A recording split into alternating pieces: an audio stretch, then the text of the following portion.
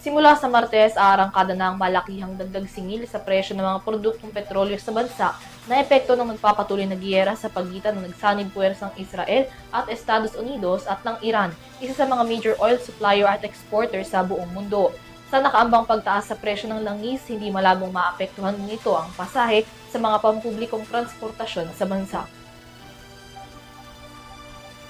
Bilang tugon dito, nananawagan ngayon si House Deputy Minority Leader at Akbayan Party List Representative Percy Sendanya sa Department of Transportation na magpatupad ng libreng sakay sa Metro Rail Transit o MRT at Light Rail Transit o LRT. Ayon kay Sendanya, ang mga mananakay ang sasalo ng mabigat na pasaning dala ng pagtaas sa presyo ng petrolyo at kung may libreng sakay, bahagyang maiibsan ng epekto